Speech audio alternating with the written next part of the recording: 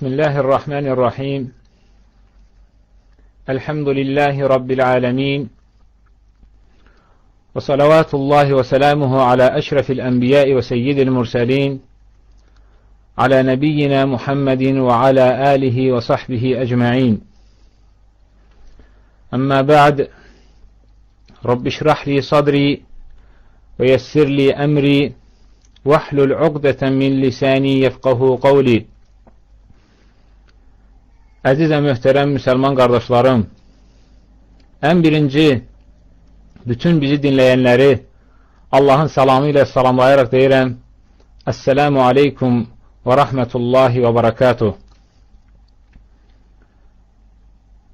Əziz müsəlman qardaşlarım,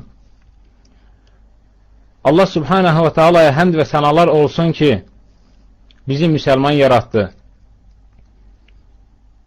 Biz bilməliyik ki, bu İslam nemətinə görə nə qədər şükür eləsək, bir o qədər azdır. Baxın, milyonlarla insanlar içərisində Allah Teala istədiklərinə hidayət edir. Və biz də o, Allahın istədiyi kəslərdənik.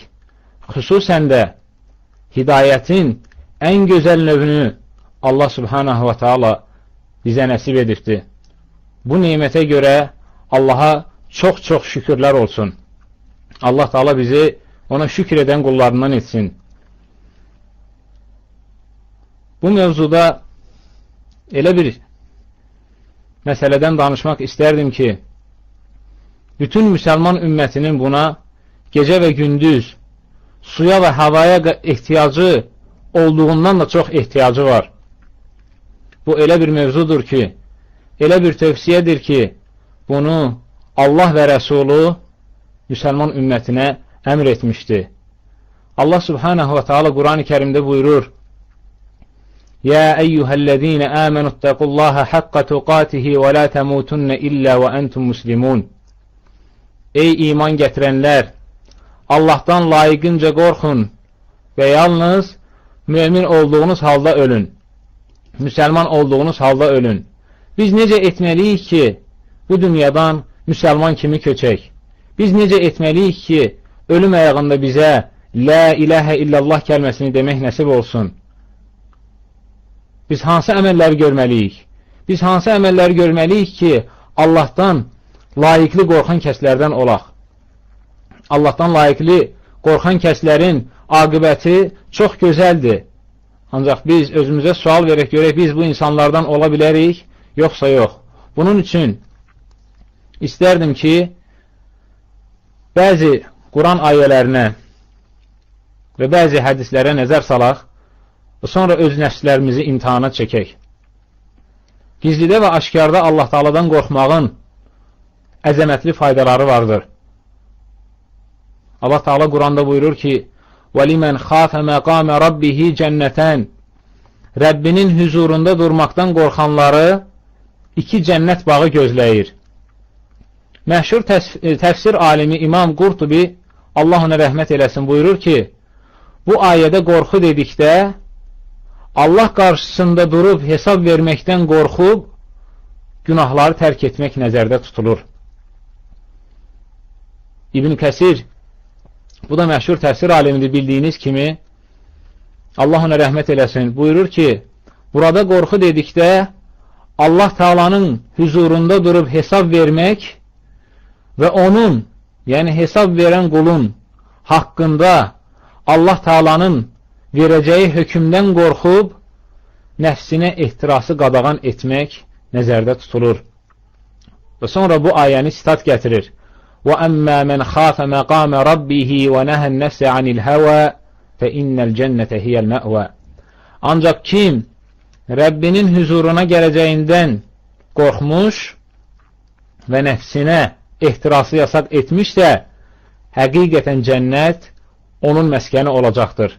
Allah Teala'dan diləyimiz budur ki, bizi cənnətdə məskunlaşdırsın və cənnətin ən gözəl məqamlarında Peyğəmbər sallallahu aleyhi ve sellemin ətrafında olanlardan etsin. İmam Buxarinin, Allah ona rəhmət eləsin, Səhih əsərində Ənəs ibn Məlikdən rəvayət olunan hədisdə Ənəs radiyallahu anhu belə buyurur: Bir dəfə Peyğəmbər sallallahu aleyhi və səlləm elə bir xütbə verdi ki, bu vaxta qədər biz beləsini eşitməmişdik. O buyurdu, əgər mən bildiyimi siz bilsəydiniz, az gülüb, çox ağlayardınız. Bu vaxt səhabələr üzlərini tutub, inilti ilə ağlamağa başladılar. Hədisi İmam Buxari 4621-ci hədisdə zikr etmişdi. Əziz qardaşlarım, gəlin diqqət eləyək. Səhabələri orada ağladan nə idi? Biz də o səhabələr kimi Allah və Rəsulunun dediklərini eşidəndə qəlbimiz titrəyirmi? Bizi də ağlamaq, göz yaşı bürüyürmü? Yoxsa Allah və Rəsulunun kəlamı bizim üçün adi, gündəlik eşitdiyimiz sözlər kimi adiləşibmi? Hər hansısa bir ayəni eşidəndə bizim qəlbimiz titrəyirmi? Bunu hər kəs özünə sual etsə, özünə cavab tapsa, xeyr əlamətidir. Bildiyiniz kimi qorxu elə bir şeydir ki, həqiqi Allah qorxusu, insanın qəlbi gələcəkdə baş verəcək günahların aqibətini fikirləşərək titrəsin. İnsan fikirləşsin ki, mən bu günahı etsəm, heç günahı etməmişdən əvvəl bunun aqibəti necə olacaqdır? Həqiqi qorxu budur. Baxın, əzəmətli səhabə Ömər ibn Xattab, Allah ondan razı olsun, hansı ki Peyğəmbər sallallahu aleyhi və səlləm onun İslam'a gəlməsi üçün dua etmişdi. Yəni, onun etdiyi əməllərin çoxsunu çox səhabələr etməmişdi. Onun şərəfinə, onun etdiyi yüksəldiyi dərəcəyə çox səhabələr yüksələ bilməmişdi. Hətta onun etdiyi elə bir şey var idi ki, qazandığı zəfəri Peyğəmbər sallallahu aleyhi və səlləm də qazana bilməmişdi. Bu sizin üçün biraz təəccüblü ola bilər, lakin həqiqətən belədir. Baxın, Qüdüsün açılması Peyğəmbər sallallahu aleyhi və səlləmə nəsib olmadı, amma Ömər radiyallahu anhuya nəsib oldu. Ömər radiyallahu anhu elə bir səhabə idi ki, o getdiyi yoldan şeytan gedərdisə, onunla qarşı-qarşıya gələrdisə yolda, şeytan başqa yola gedərdi. O Ömər idi ki, onun ölümü ilə fitnə qapıları açıldı, bir daha bağlanmadı. Bununla belə cənnətdən müjdələnmiş bir kəs idi. Bu şərəflərə nail olmasına baxmayaraq, Peyğəmbər sallallahu aleyhi və səlləmin sirdaşı olan Huzeyfədən, hansı ki Peyğəmbər sallallahu aleyhi və səlləm Huzeyfəyə münafiqlərin adını bir-bir söyləmişdi. Ömər radiyallahu anh gəlir, ondan dönə-dönə soruşur ki, səni ant verirəm Allaha. Peyğəmbər sallallahu aleyhi və səlləm mənim adımı münafiqlərlə birlikdə çəkdimi? Subhanallah. Baxın, əzəmətli Öməri qorxudan nə idi? Birdən münafiqlərdən olar. Halbuki, bu hədisi Huzeyfə ona danışanda, Ömər ondan soruşur, o qapı açılacaq, fitnə qapısı, yoxsa sınacaq? Huzeyfə deyir ki, qapı sınacaq. Başqa səhabələr soruşurlar ki, Huzeyfədən başqa vaxtda soruşurlar ki, Ömər bilirdi ki, o qapı onun özüdür, deyir, bəli, bilirdi ki, o qapı onun özüdür. Ömər öləndən sonra İslam ümmətində çox-çox fitnələr baş verdi. Amma Ömərin vaxtında bu fitnələr baş vermirdi. Onunla belə Ömər Allah qorxusu ilə yaşayan bir nümunəvi bir səhabə idi. Və onun oğlu da atasından bir o qədər geri qalmırdı. Abdullah ibn Ömər, Allah ondan razı olsun, bir gün sərin su içən zaman hönkürtü ilə ağlamağa başlayır. Ondan soruşurlar ki, niyə ağlayırsan? Səni ağladan nədir? Deyir ki, Allahın kitabındakı bu ayə yadıma düşdü. Deyir ki, وَحِيلَ بَيْنَهُمْ وَبَيْنَ مَا يَشْتَهُونَ Onların arzuladıkları şeylərlə onlar arasında sədd çəkilər. Yəni, cəhənnəm əhlinin arzuladıkları şeylərlə onların arasında sədd çəkilər. Allah bizi o haldan qorusun.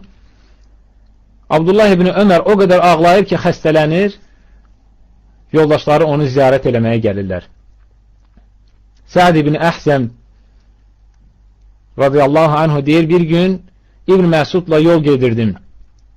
Bir dəmirçinin yanından keçəndə gördük ki, ocaqdan dəmir çıxardırlar. o dayanıb ona baxıb ağlamağa başladı. Baxaq görək, İbn Məsudu ağladan vəziyyətlər bizləri ağladır, yoxsa yox? Səhabələr bu cür olardı. Hər bir əzablı, şiddətli, müsibətli bir şeyi görəndə cəhənnəmi xatırlayardılar.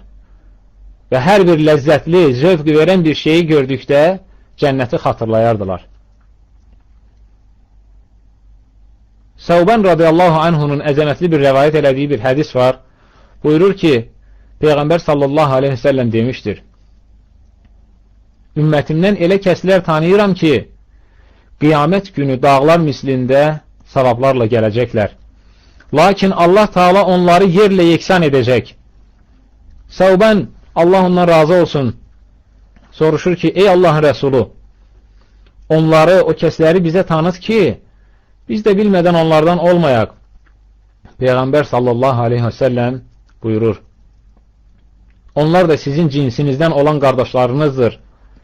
Gecələr siz namaza qalxdığınız kimi onlar da qalxırlar. Lakin onlar günahlarla təkbətək qaldıqda ona batarlar. Hədisi İbn Məcə rəvayət etmişdir. Ola bilsin ki, müsəlman kəs, hər hansısa bir müsəlman, insanlar arasında olduğu zaman günahlardan uzaq olsun. Lakin təəssüflər olsun ki, bu günümüzdə də çoxdur belə hallar. Həmin müsəlman tək başına qaldıqda günahın böyüklüyündən asılı olmayaraq onu edir. Bu onun imanının zəif olmasına və Allah subhanahu və teala'dan həqiqi olaraq qorxmamasına dəlildir. Allah Teala buyurur: وَكَفَى بِرَبِّكَ بِذُنُوبِ عِبَادِهِ خَبِيرًا بَصِيرًا Rəbbinin qullarının günahlarını bilməsi və görməsi kifayətdir. Başqa bir ayədə Allah Teala buyurur: وَمَا اللّٰهُ بِغَافِلٍ عَمَّا تَعْمَلُونَ Allah sizin etdiklərinizdən qafil, xəbərsiz deyildir. Ola bilsin ki, insan yanında körpə bir uşağın olduğu vaxtı həmin günahdan çəkinsin. Lakin yanında heç kimin, heç bir kəsin olmadığı zaman Allahın bu buyruğunu unudur. Allah Teala buyurur ki: "Əvələ ya'ləmunə ennəllâhe ya'ləmu mə yusirrunə və mə yu'linun." Məgər onlar bilmirlər ki, Allah onların gizli saxladıklarını və aşkara çıxartdıklarını da bilir. Başqa bir ayədə buyurur: "Ələm ya'ləmu ennəllâhe ya'ləmu sirrahum və necvahum və ennəllâhe allamul guyub." Məgər anlamırdılar ki, Allah onların sirlərindən də, xəlvəti danışıqlarından da agahdır və Allah qeybləri biləndir. Vay olsun o müsəlmanın halına ki, etiqad edə ki, Allah onu görmür. O insana müsəlman demək olmaz. Və günah etməyə cürətlə yanaşır. Bu necə də əzəmətli küfürdür. Yox, əgər insan bilir ki, Allah Teala onu görür, ancaq yenə də günahlara cürət edir, bu onun həyasının, Allah qarşısında olan həyasının azlığına və yaxud tamamilə olmamasına işarədir. Allah Teala buyurur: "Yestəxfunə minən-nasi və la yestəxfunə minəllahi və huve ma'ahum iz yubayyitunə ma la yerda minəl qavl və kanallahu bima ya'malun muhita." Onlar öz günahlarını insanlardan gizlədir, Allahdan isə çəkinmirlər. Halbuki onlar Allahın razı qalmadığı sözləri gecələr xəlvətdə söylədikləri vaxt belə o onların yanında olur, Allah onların nə etdiklərini əhatə edir. Və ən təəccüblü şey odur ki, əziz qardaşlarım, insan Allah Taalanı tanıyır, sonra ona asi olur. Allahın qəzəbli olduğunu bilir, sonra ona qarşı çıxır. Allahın əzabının şiddətli olmasını bilir və ondan qurtuluş diləmir. Allah Teala bizi belə imansız hallardan qorusun. İbn-i Arabi rahiməhullah buyurur ki, ən güclü ziyan çəkən kəs o insandır ki, insanlara öz yaxşı, salih əməllərini göstərir, ancaq pis, murdar əməllərini isə ona şah damarından yaxın olanın yanında üzə çıxarır. Allah Teala buyurur: وَلَقَدْ خَلَقْنَا الْإِنسَانَ وَنَعْلَمُ مَا تُوَسْوِسُ بِهِ نَفْسُهُ وَنَحْنُ أَقْرَبُ إِلَيْهِ مِنْ حَبْلِ الْوَرِيدِ إِذْ يَتَلَقَّى الْمُتَلَقِّيَانِ عَنِ الْيَمِينِ وَعَنِ الشِّمَالِ قَعِيدٌ مَا يَلْفِظُ مِنْ قَوْلٍ إِلَّا لَدَيْهِ رَقِيبٌ عَتِيدٌ İnsanı biz yaratdıq və nəfsinin ona nəyi vəsvəsə etdiyini də bilirik. Biz ona şah damarından da yaxınıq. Sağında və solunda iki mələk oturub onun əməllərini qeydə alır. Dediyi elə bir söz yoxdur ki, onu yazmaq üçün yanında hazır durmuş gözətçi olmasın. Həqiqətən də hər bir müsəlman layiqli Allah qorxusuna nail olmağa can atmalıdır. Gizlidə Allahdan qorxmaq müsəlmanın imanının kamilliyinin əlaməti və günahların bağışlanmasına səbəbdir. Allah Teala buyurur: İnnəmə tunzir mən ittəbə'əz zikrə və xəşyər-rəhmənə bil-qayb fəbəşşirhu biməğfirətin və əcrin kərim. Sən, yəni ey Allahın Rəsulü, sən ancaq zikrə tabi olub mərhəmətli Allahı görmədən ondan çəkinən şəxsi qorxuda bilərsən. Beləsini bağışlanma və gözəl bir mükafatla müjdələ. Başqa bir ayədə Allah Teala buyurur: Mən xəşyər-rəhmənə bil-qayb və cəə biqalbin munib udxuluha bisalamin zəlikə yevmul xulud. Mərhəmətli Allahı görmədən ondan qorxan və Allaha yönəlmiş qəlblə gələn kimsələr üçündür. Ora sağ-salamat daxil olun. Bu əbədiyyət günüdür. Allah Teala bizə oraya girməyi, cənnətə girməyi nəsib eləsin. Başqa bir ayədə Allah Teala buyurur ki: İnnellezîne yahşavne rabbahum bil-gayb lahum mağfiratun ve ecrun kerim ve ecrun kebir ve esirru qawlakum aw ijharu bih innehu alimun bizati's sudur ala ya'lemu men xalaqa ve huvel latiful xabir. Həqiqətən öz Rəbbindən onu görmədikləri halda qorxanlar üçün bağışlanma və böyük bir mükafat vardır. Sözünüzü gizli saxlasanız da, onu açıq desəniz də fərqi yoxdur. Allah kökslərdə olanları bilir. Yaradan Allah lətif və hər şeydən xəbərdar olduğu halda ola bilərmi ki, o gizlində və aşkarda olanları bilməsin? Heç vaxt ola bilməz. Allah Teala bizim bütün niyyətlərimizi də bilir, nəinki danışıqlarımızı. Mən ən birinci özümə və bütün müsəlman qardaşlarımıza Peyğəmbər sallallahu aleyhi və səlləmin etdiyi duanı edirəm. Hansı ki, Peyğəmbər sallallahu aleyhi və səlləm əzəmətli insan dualarında deyərdi ki, Allahım, səndən gizlidə və aşkarda qorxmağı diləyirəm. Allah Teala bizə gizlidə və aşkarda qorxmağı nəsib etsin. Əbu Hüreyrə radiyallahu anhu İmam Buxarinin rəvayət elədiyi hədisdə buyurur ki, Peyğəmbər sallallahu aleyhi və səlləm demişdir: 7 sinif insan vardır ki, Allah subhanahu və teala qiyamət günü onları öz kölgəsindən başqa heç bir kölgənin olmayacağı bir gündə onları, o 7 sinif insanları öz kölgəsi altında kölgələndirəcəkdir. Bunlardan ədalətli rəhbər, Rəbbinə ibadət etməklə böyüyüb başa çatmış gənc, qəlbi məscidlərə bağlı olan kişi, biri-birini Allah xatirinə sevən, onun yolunda birləşib, onun yolunda ayrılan 2 nəfər, gözəl, diqqət edin bu sinif insanlara, gözəl və zadəgan bir qadın tərəfindən zinaya çağırıldıqda, mən Allahdan qorxuram deyən kişi, sağ əli ilə verdiyi sədəqəni sol əlindən gizlədən adam və xəlvətə çəkilib, Allahı yad etdikdən sonra gözləri yaşla dolan kişi və ya qadındır. Əziz qardaşlarım, gəlin hər birimiz öz nəfsimizi imtihana çəkək. Bu 7 sinif insanlardan biz ola bilərikmi? Siz bilirsiniz ki, bu 7 sinif insanların etdiyi əməllər hamısı Allah qorxusundan irəli gəlir. O kölgədə kölgələnmək üçün layiqli Allahdan qorxmaq lazımdır. Hər bir əməldə. Ancaq bunların içərisində biri var ki, bir sinif insan var ki, hansı ki dedim, buna diqqət edin, o daha çox nəzər cəlb edir. Zadəgan bir qadının tərəfindən zinaya çağırıldıqda, mən Allahdan qorxuram deyən bir kəs. Gəlin görək, bugün biz bu kəslərdən ola bilərikmi? Bugün yolda gedəndə hər hansısa naməhrəm qadına baxıb üzümüzü çevirə bilmiriksə, qadın bizi zinaya çağırdıqda mən Allahdan qorxuram deyə bilərikmi? Bugün biz internetdə, televizorda reklamlarda hansısa bir qadından gözümüzü çəkə bilmiriksə, necə biz iddia edə bilərik ki, biz Allahdan qorxanıq? Gəlin, hər kəs özümüzü, hər birimiz özümüzü imtihan edək, sonra özümüzə cavab verək. Çünki insan öz nəfsini Allahdan sonra daha gözəl tanıyır. İnsanın nəfsini ən birinci yaxşı tanıyan Allahdır, sonra insanın öz nəfsi. Qiyamət günü Allah Teala bizi özümüzə şahid edəcəkdir.